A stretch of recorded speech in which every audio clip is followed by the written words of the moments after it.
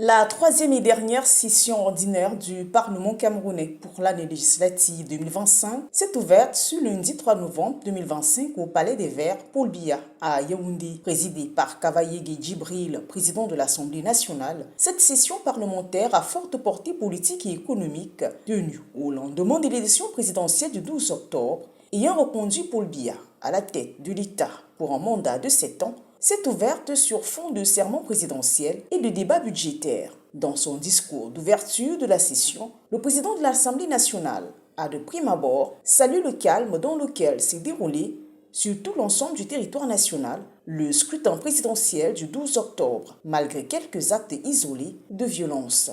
Tout en félicitant au nom des députés le président Paul Biya pour sa réélection, il a condamné les actes barbares et antidémocratiques d'un candidat qui a poussé les Camerounais en particulier à la contestation, le désordre, la destruction des biens publics et privés, conduisant à des pertes en vies humaines, dont l'assassinat du député Abbé Michael. Kavayegue Djibril a par ailleurs salué le fair-play de certains candidats malheureux qui ont accepté les résultats proclamés par le Conseil constitutionnel et ont félicité le candidat déclaré élu. 2 points particuliers étaient à l'ordre du jour. La prestation de serment du président de la République, conformément à l'article 140 du Code électoral, une cérémonie qui doit intervenir dans les 15 jours suivant la proclamation des résultats, et l'examen du budget de loi de finances pour l'exercice 2026. Ce budget, a indiqué le président de l'Assemblée nationale, sera le tout premier du septennat des grandes espérances. Il doit refléter